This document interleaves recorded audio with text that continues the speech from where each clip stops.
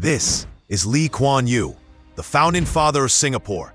In 1965, he broke down in tears on live television, announcing that Singapore had been kicked out of Malaysia. It wasn't a performance, it was a heartbreak. Singapore was surrounded by hostile neighbors, filled with slums, and had no natural resources, not even clean drinking water of its own. They were simply left alone to die. But in that moment of grief, Kuan Yew saw an opportunity. And that same tiny island, just a few decades later, became the richest country in Asia. This is the story of Singapore, and how it transformed from a colonial trading port to an economic superpower.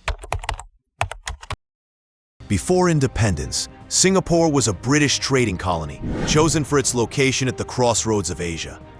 It thrived as a port, but not as a society. Wealth passed through, but it didn't stay. The 1950s and early 60s were volatile. Racial tensions exploded. Communism was on the rise. Jobs were scarce, and poverty was everywhere. In 1963, Singapore joined Malaysia, hoping to gain economic strength and political security. But the union quickly unraveled. Political rivalry between Kuan Yew and Malaysia's ruling party sparked racial riots. Malaysia's leadership feared Singapore's Chinese majority population, and tensions boiled over. Then came the shock. On August 9, 1965, Singapore was expelled from Malaysia. It was a newly independent country. Nobody expected it to survive. At that time, Singapore had a population of just 1.8 million, most of whom lived in slums. The country that no army, no economy, and zero resources. But Kuan Yew was determined. He wasn't just trying to keep Singapore alive. He was planning to turn it into a first world country. Lee and his team ran Singapore more like a startup than a country. The plan was simple. Cut corruption to zero. Keep taxes low, make doing business here insanely easy, and invest hard in education and public housing. They didn't try to make everything.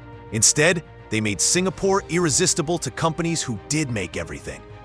If you were an international business in the 70s or 80s, Singapore rolled out the red carpet for you.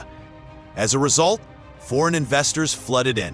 Singapore became the gateway to Asia, attracting multinational companies, banks, and high-net-worth individuals. Located at the Strait of Malacca, Singapore sits on one of the busiest trade routes in the world. Instead of just sitting there, they built one of the world's biggest ports, a global import, and turned themselves into Asia's nerve center for trade and logistics. Today, 80% of the world's goods pass somewhere near Singapore, making it one of the busiest ports in the world. Not only the port, even Singapore's Changi Airport is constantly ranked as the best on the planet, and its financial district rivals those of New York and London.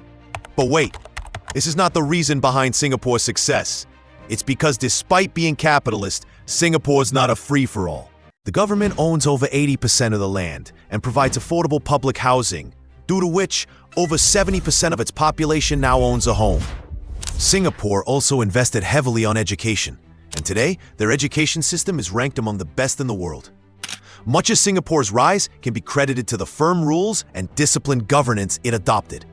Yes, Singapore is often considered a strict country due to its strict laws and regulations, and its strong emphasis on maintaining order and public safety.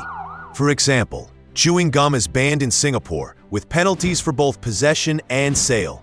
Littering is strictly prohibited and can lead to fines. Singapore has strict laws regarding the sale and consumption of alcohol, including designated areas and times for alcohol sales. Public behavior is closely monitored, and certain actions, like vandalism or drug trafficking, are met with zero tolerance, resulting in severe consequences. The discipline worked, and Singapore is now considered one of the safest and cleanest countries in the world. The streets are clean, public transport's efficient, crime is almost non-existent. Today, Singapore has a GDP per capita of over $80,000, the highest in Asia and among the highest in the world.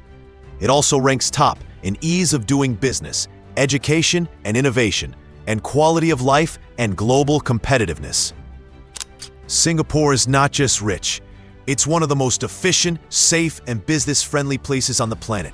And all of that from a country that started with nothing but vision, strategy, and hustle. Singapore didn't get lucky, it got smart. It proved that with the right mindset, even the smallest nation can become a giant. Which country do you think can become the next Singapore? Tell us in the comments.